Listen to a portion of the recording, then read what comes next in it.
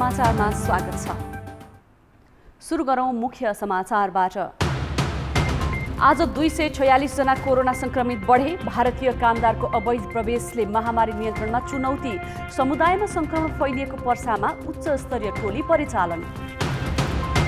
रक्षा मन्त्रालय र नेपाली सेना बीच मनमुटाव चुलियो। द्रुत मार्ग निर्माणदेखि औषधि खरिद प्रकरणसम्मै विवाद। जङ्गी अड्डाको गुनासो प्रधानमन्त्री कहाँ। सत्तारूढ नेकपा भित्रको किचलोको असर सरकार सञ्चालनमा। प्रधानमन्त्री ओलीले 9 महिनादेखि मन्त्रीको मूल्याङ्कन नै गरेनन्। मन्त्रीको विवादित काममा मौनता। भारतका गृहमन्त्री अमित शाहलाई कोरोना संक्रमण। उत्तर प्रदेशका शिक्षा मन्त्रीको कोरोनाबाटै निधन। आज मात्रै थपिए 54,000 बिरामी। र खेलकुदका पूर्वाधारका लागि सरकारी बजेट कनिका छरे जस्तो। 14वटा रङ्गशालाका लागि जम्मा 1,71,00,000।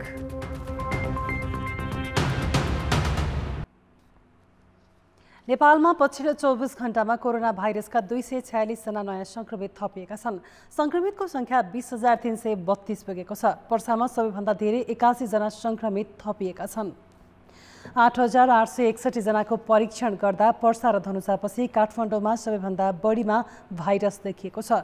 धनुषामा 35, काठमाडौँमा 22, मोरङमा 16 र डोटीमा 12 जनामा भाइरस देखिएको छ। यस्तै ललितपुरमा 8 र भक्तपुरमा 1 जना बिरामी थपिएका छन्। समुदाय स्तरमा भाइरस देखिएको पर्सामा नयाँ संक्रमितको केही दिन यता दोहोरो संख्यामा बढेपछि स्वास्थ्य मन्त्रालयले चिकित्सकको उच्चस्तरीय टिम वीरगञ्ज पठाएको छ। स्वास्थ्य सेवा विभागका महानिर्देशक डाक्टर दिपेन्द्र रमण सिंहको नेतृत्वमा गएको टिमले काम सुरु गरिसकेको छ। प्रभावित स्थानहरू वीरगञ्ज र जनकपुरमा हाल आवश्यक समन्वय गर्न स्वास्थ्य सेवा विभागका महानिर्देशक डाक्टर श्री दिपेन्द्र रमण सिंहज्यूको नेतृत्वमा उच्च स्तरीय टिम वीरगञ्ज पुगे काम सुरु गरिसकेको छ। आवश्यकता अनुसार अन्य स्थानमा पनि उच्च स्तरीय टोली परिचालन गरिने तयारी स्वास्थ्य तथा जनसङ्ख्या मन्त्रालयमा भइरहेको छ। पर्सामा शनिबार 66 र शुक्रबार 41 जनामा संक्रमण पुष्टि भएको थियो। त्यहाँ समुदाय स्तरका साथै चिकित्सकसहित स्वास्थ्य कर्मीमा पनि संक्रमण फैलिएको छ। अहिलेसम्म मृत्यु भएका भाइरस संक्रमित 57 जनामध्ये 13 जना पर्साकै हुन्। पर्सामा आज थपिएका भाइरसका बिरामीमध्ये 2 जना वीरगञ्ज महानगरका प्रमुख विजय शराबगीका परिवारका सदस्य हुन्। शराबगीमा शुक्रबार संक्रमण पुष्टि भएको थियो। मन्त्रालयले संक्रमण भएकै आधारमा नआत्तिन आग्रह गरेको छ। आफूले तोकेका स्वास्थ्य सुरक्षा मापदण्ड अपनाए घरमै बसेर पनि संक्रमण मुक्त हुन सकिने मन्त्रालयको भनाइ छ।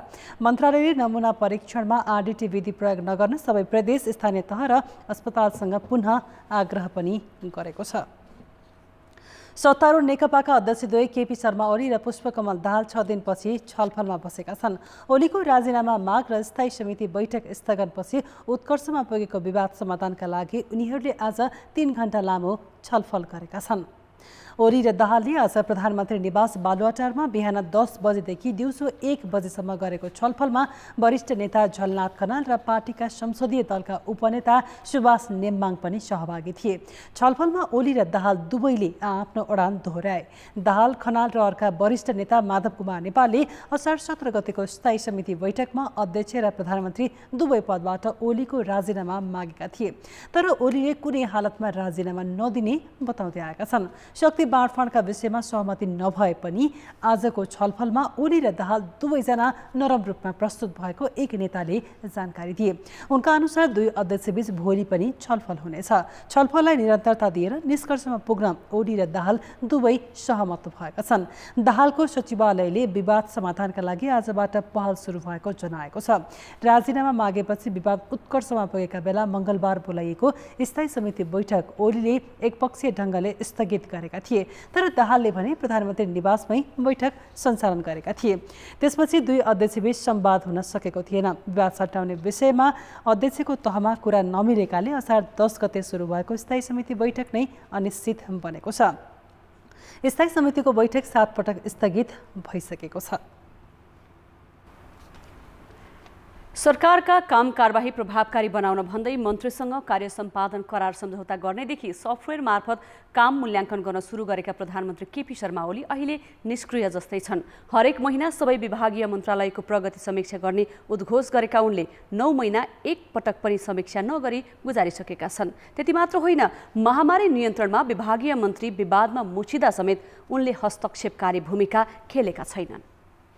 प्रधानमन्त्री तथा मन्त्री परिषदको कार्यालय अन्तर्गतको सार्वजनिक खरिद अनुगमन कार्यालयले महामारी नियन्त्रणका लागि स्वास्थ्य सामग्री खरिद गर्दा भएको भनिएको अनियमिततामा स्वास्थ्य मन्त्री भानुभक्त ढकालको अस्वाभाविक संलग्नता देखियो। उसले मन्त्रीको भूमिकामाथि आशंका सहितको प्रतिवेदन संसदको सार्वजनिक लेखा समितिलाई बुझाइसकेको छ। प्रतिवेदनमा ओम्नी समूहलाई 2076 चैत 20मा 1 अर्ब 24 करोडको सामग्री किन्ने ठेक्का दिँदा मन्त्रीबाटै कानुन मिचिएको उल्लेख छ। यस्तै सरकारदेखि सरकार विधि अपनाई नेपाली सेना मार्फत चीनबाट विश्व स्वास्थ्य संगठनले मान्यता नदिएका सामग्री किनिएको प्रकरणमा समितिले रक्षा मन्त्री ईश्वर पोखरेलको भूमिकामाथि प्रश्न उठाएको छ। तर प्रधानमन्त्री ओलीले यी दुवै प्रकरणमा विभागीय मन्त्रीमाथि प्रश्न उठाएनन्। चुस्त दुरुस्त र नतिजा देखिने गरी काम गर्न भन्दै मन्त्रीहरूसँग कार्य सम्पादन सम्झौता गरेका प्रधानमन्त्रीले 9 महिना यता सरकारका कामको समीक्षा नै गरेका छैनन्। सरकार विकास निर्माणदेखि अन्य काममा एकपछि अर्को गरी प्रभावहीन देखिन थालेको छ। पार्टीको अन्तर्बहसमा नै लामो समयसँग केन्द्रित हुन परिसकेपछि एकातिर काममा केन्द्रित हुन उनीहरूलाई चाहिँ गाह्रो भयो, समयकै अभाव भयो। सोच र त्यो क्षमताको पनि अलिकति ह्रास हुने भयो भने अनि तपाईँको त्यो काममै केन्द्रित हुन नसक्ने भइसकेपछि त अनि फेरि यत्रो बहस चलिरहेछ पार्टीभित्र, अनि भोलि म मन्त्रीबाटै कहिले जाने के हो, अब विभिन्न कुराहरूको चाहिँ त्यहाँ परिवर्तनमा उनीहरूले त्यसले अपरिवर्तनले असर हुन्छ भनेर पनि आफ्नो जिम्मेवारीतिर त उनीहरू जाने कुरा कम भयो। प्रधानमन्त्रीले हरेक महिना मन्त्रालयको प्रगति समीक्षा गर्ने भन्दै सफ्टवेयर मार्फत मन्त्रीको कामको मूल्याङ्कनका लागि प्रधानमन्त्री कार्यालयमा नतिजा व्यवस्थापन महाशाखा खडा गरेका थिए। तर उनी आफै कार्यालय जान छाडेका छन्। विभागीय मन्त्रालयले पनि मासिक प्रगति विवरण बुझाउन छाडेका छन्। राष्ट्रिय गौरवका आयोजनाको अनुगमनका लागि भन्दै प्रधानमन्त्री कार्यालयमा 6 करोड खर्चेर बनाइएको एक्सन रुम यतिखेर प्रयोगविहीन जस्तै छ। अहिलेसम्म 5 पटक मात्र एक्सन रुम प्रयोग गरेका प्रधानमन्त्रीले सरकारको काममा भन्दा पार्टीभित्रको झगडामा समय खर्च गरिरहेका छन्। मन्त्रीहरू स्वयं नै प्रधानमन्त्रीले समय दिन नसकेकाले सरकारका काम प्रभावित भएको स्वीकार्छन्।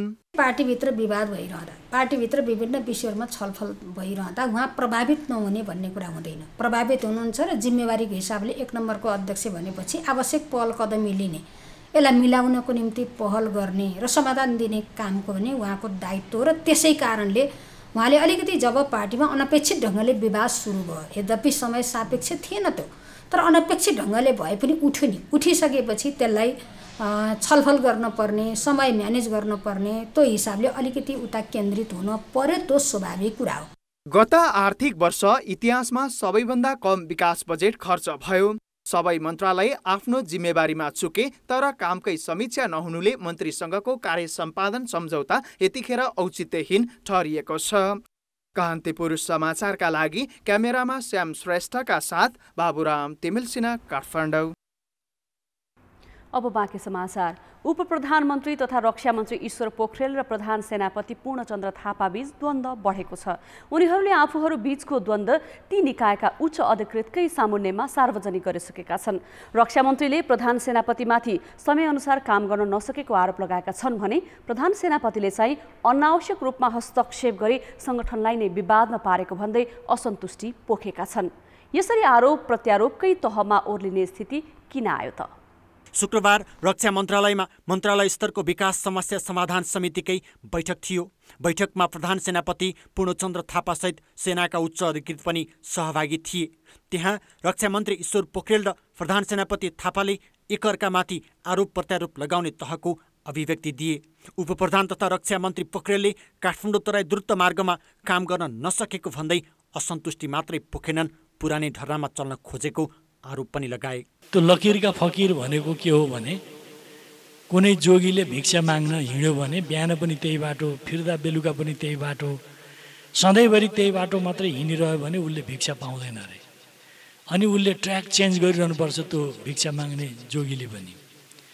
भनेपछि मैले यो प्रसङ्ग किन भनेको भने हाम्रो कार्य सम्पादन गर्ने शैली लकिरका फकिर जस्तो। यो लकिरका फकिर जस्तो भयो भने, क्रिएटिभ ढङ्गले अगाडि जाने कुरा भएन भने वास्तवमा त्यसले परिणामहरू दिन सक्दैन। सेनापति थापाको पनि रक्षा मन्त्रीसँग आफ्नै असन्तुष्टि छ। त्यही कार्यक्रममा थापाले द्रुत मार्गको परामर्शदाता छनौटमा राजनीतिक प्रभाव पारेर असजिलो बनाइदिएको आरोप लगाए। फास्ट ट्र्याक छ केटीएफटी, अब यसको केटीएफटीको के कारणले 42% मात्रै भयो भन्ने सम्बन्धमा अघि आइसकेको छ। कन्सल्टेन्ट छनौटको प्रक्रिया अत्यन्त पीडादायी रह्यो विविध कारणले गर्दाखेरि। त्यस कारणले ती पीडाका बावजुद पनि गत आर्थिक वर्षको अन्तसम्म यो कन्सल्टेन्ट छनौट हुने कार्य सम्पन्न भएको छ।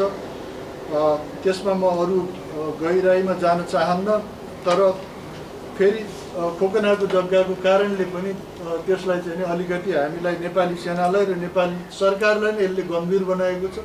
त्यसको पछाडि सामान्य स्थानीय जनताको मात्रै समस्या हो कि अथवा त्यसको पछाडि अरू पनि कारणहरू छन्, ती कारणहरूको पछाडि पनि जानुपर्ने मैले महसुस गरेको छु।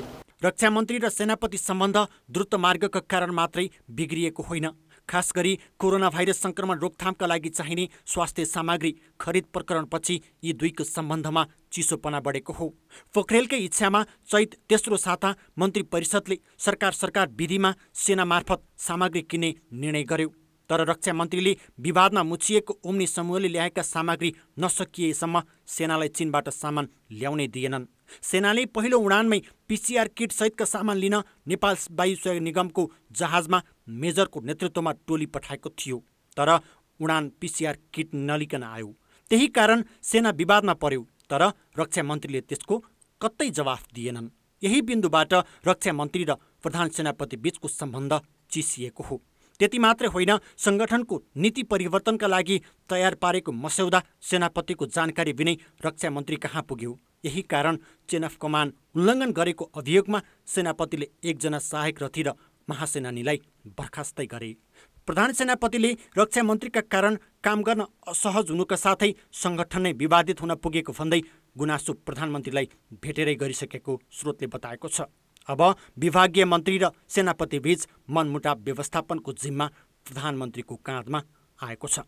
कान्तिपुर समाचारका लागि रमेश धमला, काठमाडौँ। सत्ता पक्षलाई खबरदारी गर्नुपर्ने प्रमुख प्रतिपक्ष नेपाली कांग्रेस यति बेला निरीह जस्तै देखिन्छ।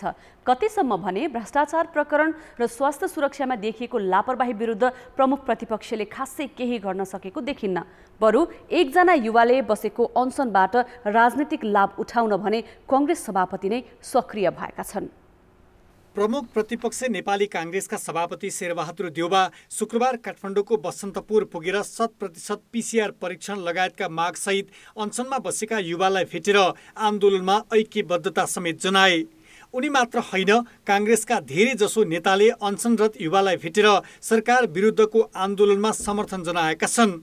तर जनादेश अनुसार व्यथिति विरुद्ध सडक र सदनमा खबरदारी गर्ने जिम्मेवारी चाहिँ कांग्रेसकै हो। तर यसलाई टुलु हेर्न बाहेक सत्तासँग जुझ्न उसँग संरचना समेत छैन। त्यसैले पार्टी सभापति स्वयमै यस्ता आन्दोलनबाट उठाउन सकिने राजनीतिक फाइदामा मात्रै सीमित छन्। एनफ इज एनफ, यो अति भयो, यसको नेपाली अर्थ अति भयो। यो मुभमेन्ट, यो आन्दोलन जुन चलाइराख्नु भएको छ, यो चाहिँ नेपाली कांग्रेसले आफ्नो प्रतिपक्षी दल भन्नु, नेपाली कांग्रेस मात्रै नभने पनि प्रतिपक्षी दलहरूले चलाउनु पर्ने हो। आफ्नो भ्रातृ सङ्गठनहरूलाई चाहिँ मुभ गराउनु पर्ने हो। यो इस्यु जुन युवाहरूले उठाएको करेक्ट इस्यु छ। सारा जनताले उठाइराखेका कुराहरू प्रतिनिधि पात्रका रूपमा उहाँहरूले उठाइराख्नु भएको छ। असाध्यै राम्रो उत्तम कार्य गर्नुभएको छ। त्यसैलाई छेल्न नसकेर सायद प्रतिपक्षी दलका प्रमुख नेता जानुभयो होला, प्रमुख प्रतिपक्षी दलका नेता पनि सोलिड्यारिटी देखाउन जानुभयो होला। हुन त जायज मागसहित गरिने शान्तिपूर्ण आन्दोलनमा दलहरूले ऐक्यबद्धता जनाउनु अन्यथा होइन। तर आफ्नो पार्टीको भातृ संस्था लगायतको संरचना अस्तव्यस्त बनाएर सडकमा अरूलाई खोज्दै हिँड्नु प्रतिपक्षका रूपमा कांग्रेस असफल हुँदै गएको रूपमा बुझ्न सकिन्छ।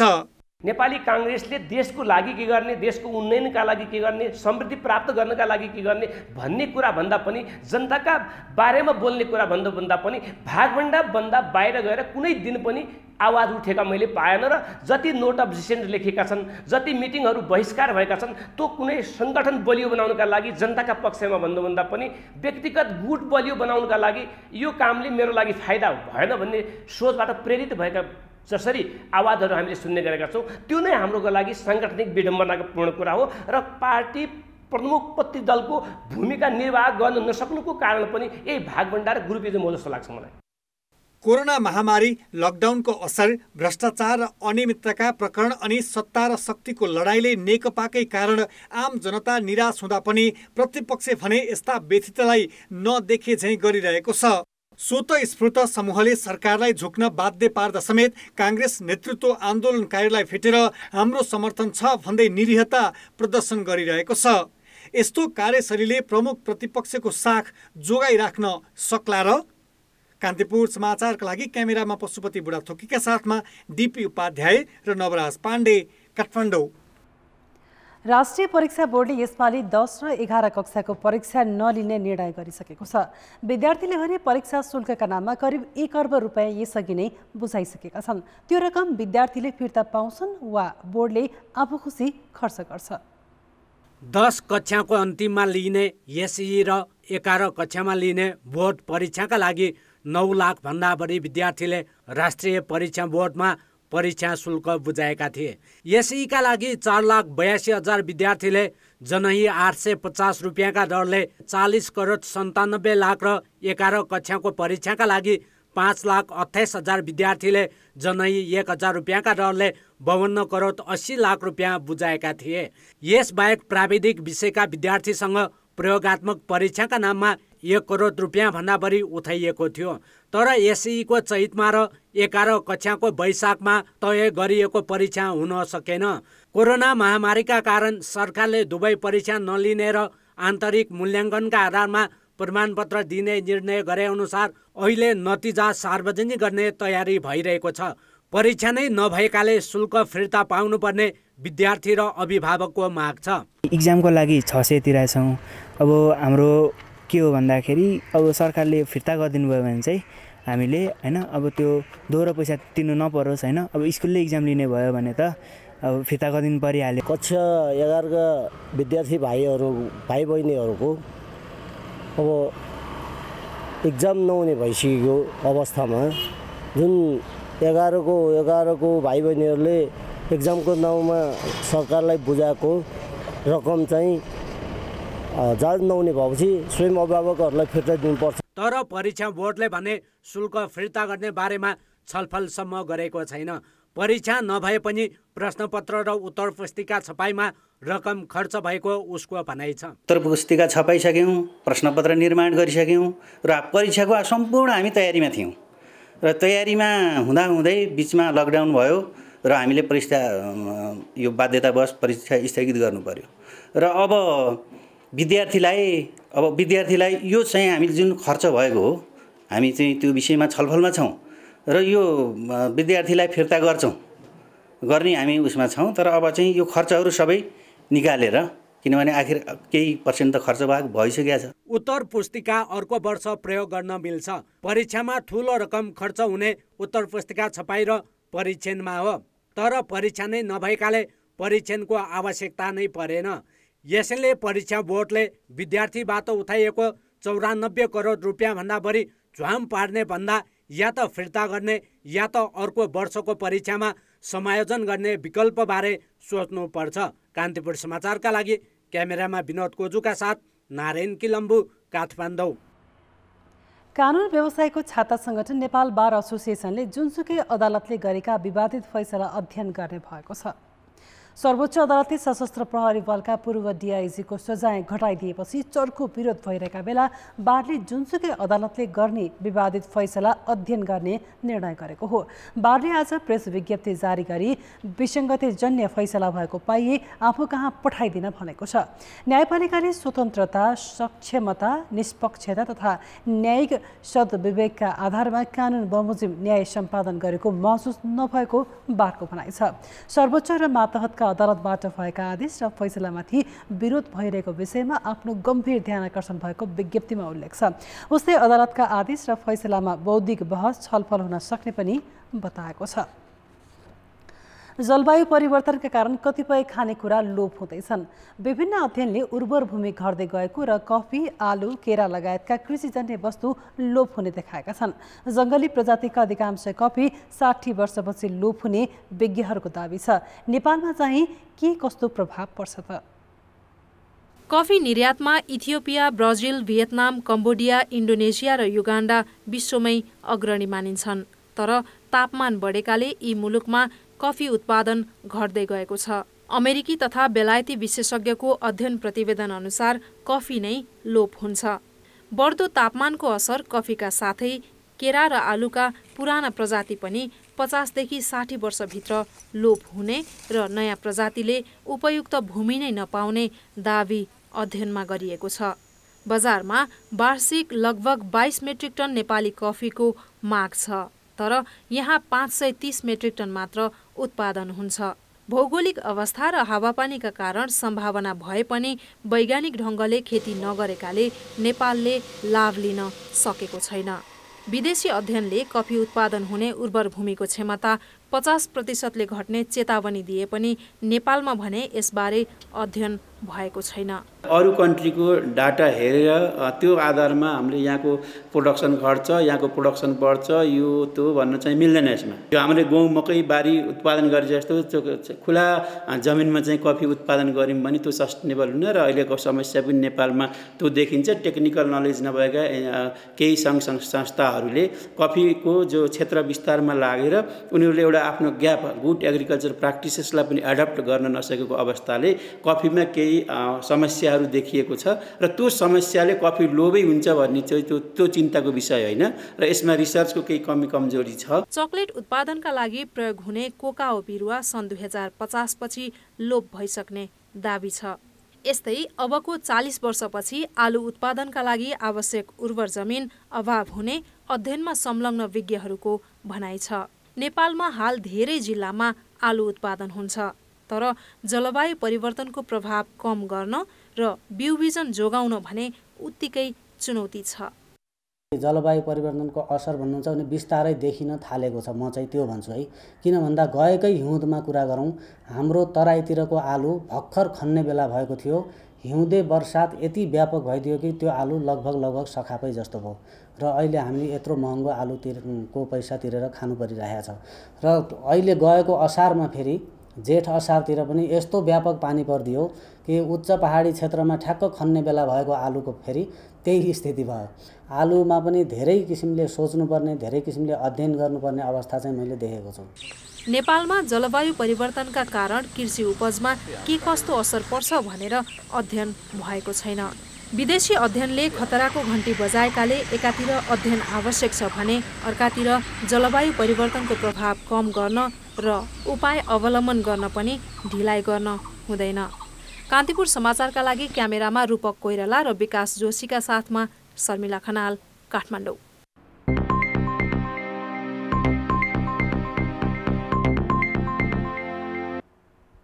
भदौमा छुट्टीमा आएका श्रमिकलाई पुनः रोजगारीमा पठाउने सरकारी तयारीमा झट्का लागेको छ।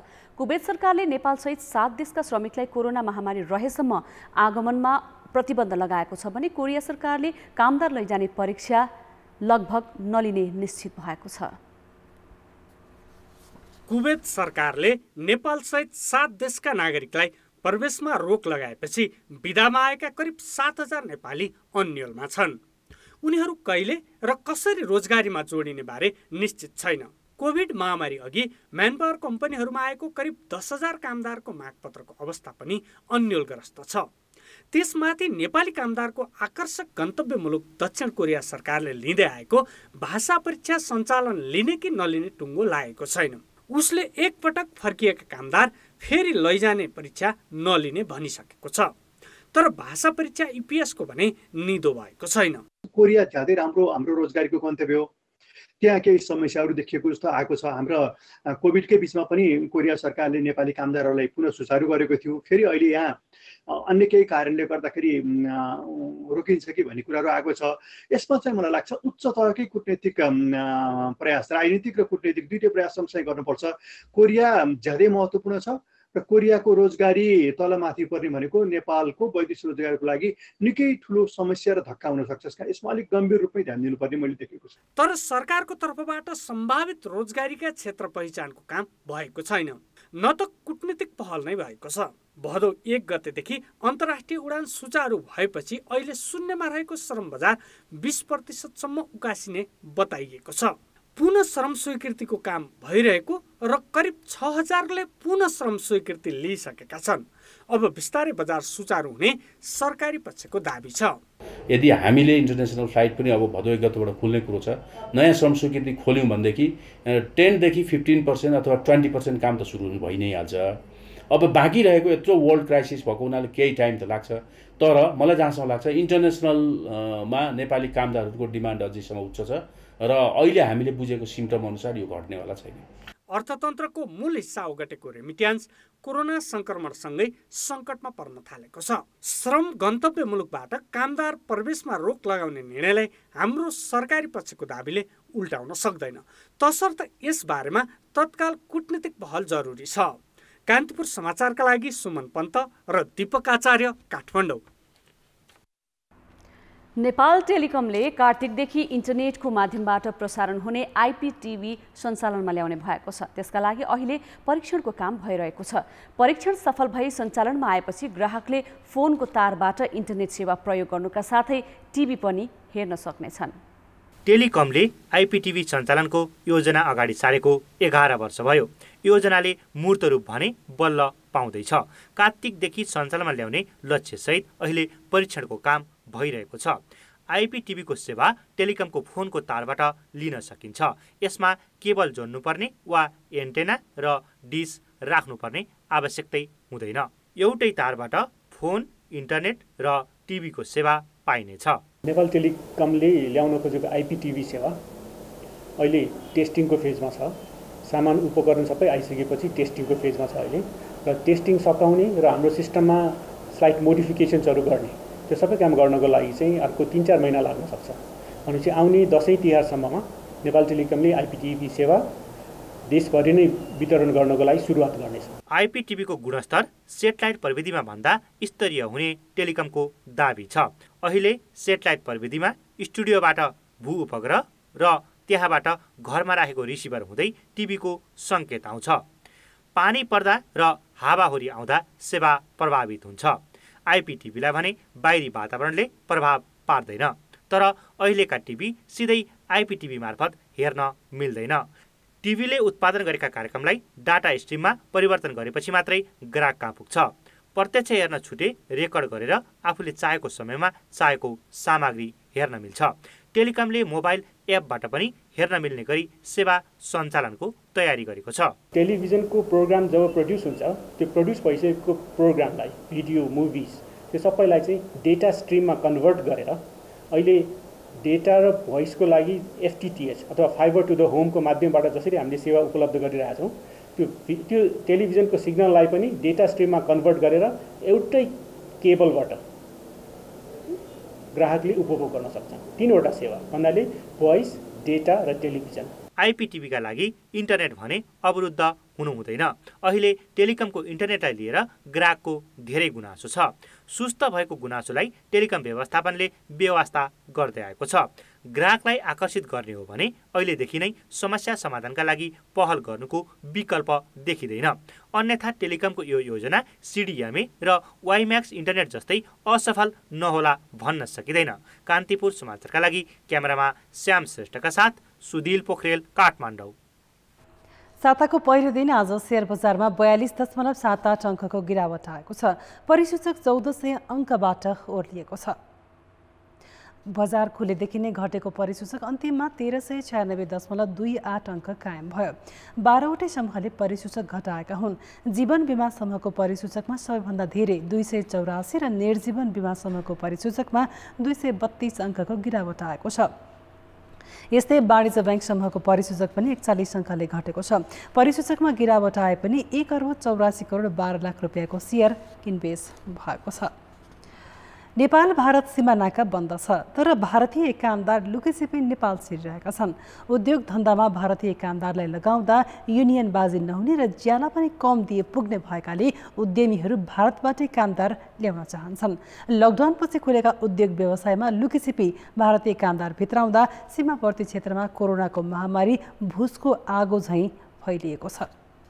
लकडाउन खुलेपछि विराटनगर नाका हुँदै ओखलढुङ्गामा ल्याइएका 21 जना मध्ये साउन 16 गते 18 जना भारतीय कामदारमा कोरोना भाइरसको संक्रमण पुष्टि भयो। त्यसको एक दिन अघि वीरगञ्जको जगदम्बा एन्टरप्राइजेसका 56 वर्षीय कार्यकारी अधिकृतको कोरोना भाइरसबाट ज्यान गयो। कारखानाका लागि उनी आफैले भारतबाट ल्याएका 3 जना मजदुरमा संक्रमण देखिएको थियो। तिनीहरूबाटै जगदम्बाका कार्यकारी अधिकृतलाई कोरोना सरेको कन्ट्र्याक्ट ट्रेसिङबाट पुष्टि भयो। लकडाउन खुल्नु अघि 3 जना मात्रै संक्रमित रहेको वीरगञ्जको नारायणी अस्थायी कोरोना अस्पताल अहिले संक्रमितले भरिएको छ। वीरगञ्जमा कोरोनाकै कारण गएको 15 दिनमा मात्रै 11 जनाले ज्यान गुमाएका छन् भने 300 भन्दा बढी संक्रमित छन्। यी अधिकांश संक्रमण भारतबाट अवैध रूपमा ल्याइएका कामदारबाटै भएको पाइएको छ। सामान चेक हुआ और कुछ नहीं चेक हुआ, जनकपुर तक जाएंगे। भारतले कोरोना संक्रमणको रेड जोनमा राखेका उत्तर प्रदेश र बिहारसँग नेपालको अधिकांश सिमाना जोडिएको छ। तर सिमानाका बन्द भए पनि वीरगञ्ज, विराटनगर, झापा, रूपन्देही, बाँके तथा कैलाली र कञ्चनपुर लगायत जिल्लाका सीमा हुँदै दैनिक 1500 भन्दा बढी सवारी साधनहरू भित्रिरहेका छन्। ती मध्ये हरेक जसोले व्यवसायीको मिलेमतोमा 6 देखि 10 जनासम्म भारतीय कामदारहरू लुकीछिपी नेपाल प्रवेश गराउँछन्। खुला सिमानाबाट चाहिँ यो आउन नपाउने अवस्थामा पनि यो अवैध रूपमा भारतीयहरू नेपाल आएर यहाँ चाहिँ आफ्नो व्यवसाय बिजनेस गर्ने न्यूमा आइरहेको अवस्था छ। यो रोकिन पर्थ्यो। यसको लागि स्थानीय सरकार प्रशासनले अलिकति कडाइको रूपमा आफ्नो कदमहरू चाल्ने, आफ्नो गतिविधिहरू गर्ने र उहाँहरूलाई कसरी नियन्त्रण गर्न सकिन्छ भन्ने कुरामा लाग्नु पर्ने थियो, तर देखिएको छैन। सकभर स्वदेशी श्रमिकलाई काममा लगाउनु पर्ने सहित सरकारले उद्योग सञ्चालन गर्न मापदण्ड तोकेको छ। बाहिरबाट कामदार ल्याउनै परेमा PCR परीक्षणलाई अनिवार्य गरिएको छ, तर यो मापदण्डको पालना भएकै छैन। सस्तो ज्यालाको लोभमा उद्योगी व्यवसायीले भारतीय मजदुर जथाभावी ल्याउँदा कोरोना संक्रमण भयावह बन्ने खतरा छ। सीमा नाकामा बाहिरबाट आउने, विदेशबाट आउने मानिसहरूलाई क्वारेन्टिनमा राख्नु हुन र उहाँहरूको RT-PCR स्वाब टेस्ट गरिकन रिपोर्ट आएपछि मात्र रिपोर्ट नेगेटिभ आएमा सेल्फ क्वारेन्टिनमा पठाउन। नेपालसँग सीमा जोडिएका भारतीय क्षेत्रमा दैनिक ठूलो संख्यामा संक्रमण देखिरहेको छ। यस्तो अवस्थामा समेत बिना परीक्षण भारतीय कामदार लुकाई छिपाई या प्रशासनको मिलेमतोमा नेपाल ल्याउनु भनेको संक्रमणलाई सिधै भित्राउनु हो। त्यसैले अवैध र बिना परीक्षण आवत जावतमा तत्काल रोक नलगाउने हो भने त्यसको महँगो मूल्य चुकाउनु पर्नेछ। कान्तिपुर समाचारका लागि जिल्ला सहकर्मीहरूका साथमा विकास थपलिया, काठमाडौँ। ब्रेकपछि समाचारमा पुनः स्वागत छ। विराटनगर महानगरमा कोरोना भाइरसको संक्रमण समुदाय तहमै देखिएपछि लकडाउन गरी संक्रमितसँग सम्पर्क भएकाहरूको पहिचानको कामलाई तीव्रता दिएको छ। महानगरभित्र अहिले 120 जना संक्रमित छन्। तिनमा चिकित्सक, प्रहरी र स्वास्थ्य कर्मी बढी छन्। विराटनगर महानगरपालिकामा कोरोना भाइरसका संक्रमितको संख्या बढेसँगै साउन 17 गतेदेखि लकडाउन गरिएको छ। अहिले संक्रमितको यात्रा विवरणका आधारमा सम्पर्कमा आएका व्यक्ति, सरकारी कार्यालयका कर्मचारी, अस्पतालका चिकित्सकको स्वाब परीक्षणलाई व्यापक पारिएको छ। भिडभाडमा रहने, सार्वजनिक स्थानमा बढी समय बिताउने व्यक्तिको पहिचान गरेर स्वाब सङ्कलन भइरहेको छ। चौबाटो चौरामा चाहिँ बस्ने त्यस्ता बढी भिड हुने ठाउँहरूका चाहिँ व्यक्तिहरूलाई चाहिँ हामीले वार्ड वाइज वार्ड अध्यक्षहरूबाट चाहिँ नाम लिएर चाहिँ तिनीहरूलाई चाहिँ जो शङ्काको घेरामा हुन सक्नुहुन्छ उहाँहरूलाई चाहिँ हामी अहिले कोरोनाको परीक्षण गर्दैछौँ। महानगरपालिकाभित्र सङ्क्रमितको सङ्ख्या 121 पुगेको छ। विराटनगर, कोशी, न्युरो र म्याक्स अस्पतालका चिकित्सक, स्वास्थ्य कर्मी र कर्मचारी गरी 31 जना सङ्क्रमित छन्। प्रदेश प्रहरी कार्यालयका सुरक्षाकर्मी र नापिक कार्यालय मोरङका कर्मचारी गरी 26 जना सङ्क्रमित छन्। महानगरमा सङ्क्रमणको दर बढ्न नदिन PCR जाँचको दायरा बढाएसँगै लकडाउन प्रभावकारी बनाउने र सीमामा कडाइ गर्ने महानगरले रणनीति तय गरेको छ। पूर्ण रूपमा लकडाउन सफल बनाउनलाई मान्छेलाई घर घरमै राख्ने, अत्यावश्यक चाहिँ केही परोस् स्वास्थ्यमा समस्या आयो अथवा अत्यावश्यक चाहिँ खाद्यान्न सामग्री त्यसको नि हामीले प्रोटोकल बनाएको छौँ 9 बजीसम्म भनेर, त्यो बाहेक चाहिँ घरमै बस्दिनु पऱ्यो। त्यसपछि यो बोर्डरलाई कम्प्लिट रूपमा चाहिँ यसको चाहिँ सिल गरेर चाहिँ यसलाई लकडाउनलाई पालना गर्ने गरी बोर्डरलाई सिल गर्ने गरी र कडाइ गर्ने गरी लाग्नु पर्यो। दोस्रो तेस्रो परीक्षणको दायरा, यी 3टा कुरामा हामी बढी फोकस गरेका छौँ। समुदाय स्तरमा सङ्क्रमण नियन्त्रणका लागि सरकारी निकायबीचको सक्रियतासँगै प्रभावकारी समन्वय जरुरी छ। साथै स्थानीय स्वयंले पनि सुरक्षा सतर्कतामा ध्यान नदिनुको विकल्प छैन। कान्तिपुर समाचारका लागि सुशीला पाठक, विराटनगर, मोरङ। उदयपुरको बेलका नगरपालिकामा प्रहरी र प्रदर्शनकारीबीच झडप हुँदा 10 जना प्रदर्शनकारी र केही प्रहरी घाइते भएका छन्। नगरपालिकामा भएको भ्रष्टाचारको छानबिन हुनुपर्ने माग गर्दै विपक्षी दल नेपाली कांग्रेस, समाजवादी पार्टी र राप्रपाका कार्यकर्ताले केही दिन यता विरोध प्रदर्शन कार्यक्रम गरिरहेका छन्। आज नगरपालिका घेराउ गर्ने क्रममा झडप भएको हो। बेलका नगरपालिकाकी उपप्रमुख राजकुमारी चौधरीले केही दिन अघि नगरपालिकामा भ्रष्टाचार भएको विषयलाई पटक पटक उठाउँदा पनि सम्बोधन नभएको भन्दै राजीनामा दिने घोषणा गरेपछि विपक्षी दल आन्दोलनमा उत्रेका हुन्। शान्तिपूर्ण कार्यक्रममा प्रहरीले हस्तक्षेप गरेको आन्दोलनकारीको आरोप रहेको छ। भ्रष्टाचार छानबिन नभएसम्म आन्दोलन नरोकिने उनीहरूले जनाएका छन्। अब जनमतको अन्तिम परिणाम। जनमतमा हिजो हाम्रो प्रश्न थियो, संक्रमण दर बढिरहेका बेला खेल गतिविधि सुचारू गर्ने प्रयास गर्नुलाई के भन्नुहुन्छ? ए जोखिमपूर्ण कदम, बी हतार नगरेकै राम्रो, र सी जोगिएर खेलौँ। जनमतको अन्तिम परिणाम यस्तो छ, ए जोखिमपूर्ण कदममा 31%, बी हतार नगरेकै राम्रोमा 36% र सी जोगिएर खेलौँमा 33% मत प्राप्त भएको छ। अब आजको प्रश्न।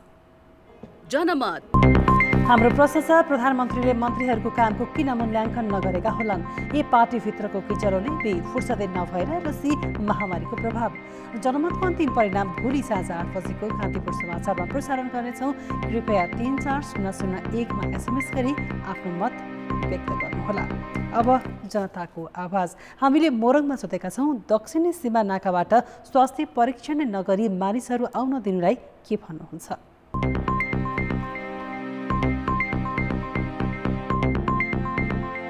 मान्छे आउने जाने क्रम बढिरहेको छ, जाँच गरेर मात्रै आउँदाखेरि चाहिँ सङ्क्रमितहरू कम हुन्छ कि भन्ने हामीलाई पनि लागेको छ। अलिक कडा रूपमा चाहिँ हाम्रो सरकारले लिनुपर्छ। प्रदेश सरकारले, स्थानीय सरकारले, स्थानीय जनप्रतिनिधिहरूले अत्यन्तै गम्भीरतापूर्वक लिनुपर्छ र यसलाई कडाइभन्दा कडाइ गरेर सीमा नाकालाई सिल गर्नुपर्छ। इन्डियाबाट आउनेबाट चाहिँ धेरै रोगहरू सरेको छ।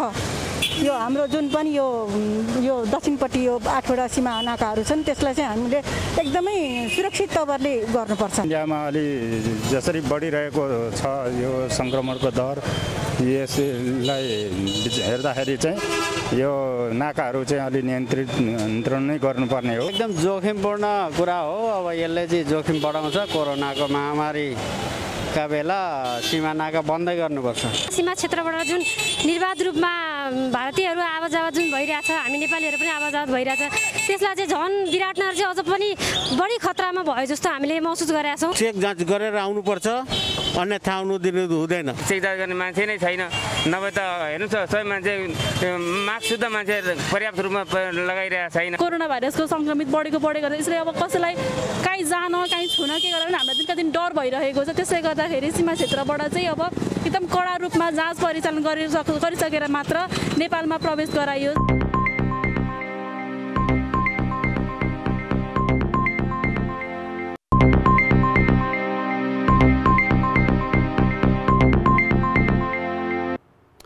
नमस्कार, कान्तिपुर खेलकुद समाचारमा स्वागत छ। नेपाली खेलकुदमा पूर्वाधार निकै कम भएको भनेर वर्षौंदेखि जो कोहीले भन्दै आएका छन्। पूर्वाधार नभएका कारण खेलको विकास नभएको भन्ने पनि भनाइ नेपाली खेलकुदमा निकै सुन्ने गरिन्छ। हुन पनि कुनै पनि खेलको विकासका लागि पहिलो सिडी पूर्वाधार नै हो, तर पूर्वाधार बनाउनका लागि ठोस योजनाका साथ काम गर्नुपर्ने हुन्छ। तर नेपाली खेलकुदमा बहुवर्षीय योजनाका साथ निश्चित समयमा काम सक्ने भनेर त्यही अनुसारको बजेट छुट्याउनुको सट्टा कनिका छरे जस्तो गरेर सबै पूर्वाधारमा सानो सानो बजेट दिने चलन छ। यस्तो गर्दा न काम नै राम्रोसँग हुन्छ, न पूर्वाधार नै बनेको जस्तो देखिन्छ।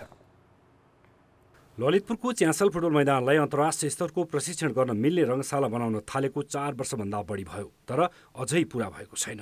बरु सुन्दा पनि अचम्म लाग्ने गरी यस वर्ष सरकारले जम्मा 1 लाख रुपियाँ बजेट छुट्याएको छ। यस्ता उदाहरण थुप्रै छन् जहाँ खेल पूर्वाधारका नाममा 1 देखि 2 लाख रुपियाँ मात्रै बजेट राखिएको छ। 14वटा रङ्गशालाका लागि कुल बजेट 1 करोड 71 लाख छ।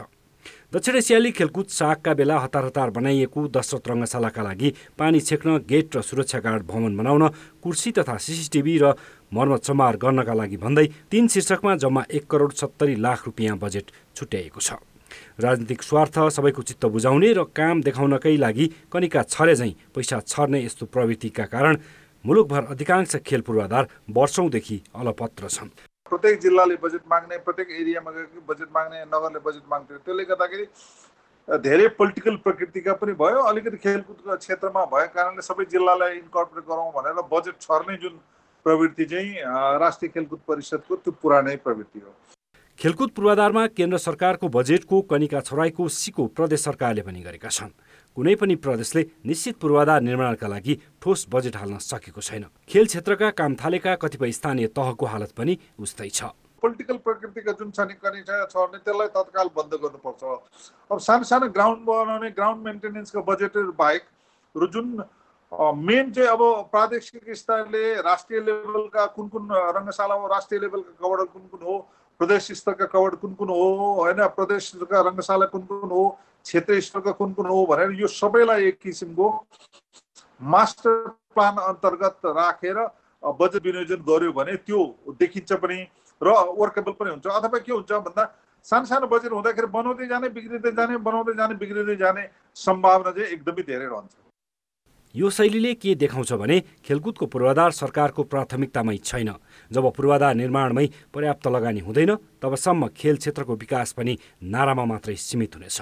त्यसैले देखाउनकै लागि बजेटभन्दा पूर्वाधारका लागि प्राथमिकता तोकेर निर्धारित समयमै बजेट पूरा गर्ने रणनीति अपनाउनु आवश्यक छ। कान्तिपुर समाचारका लागि खेलकुद ब्युरोको रिपोर्ट। कान्तिपुर खेलकुद समाचारलाई यति नै। धन्यवाद रोशन। अब मौसम सम्बन्धी जानकारी।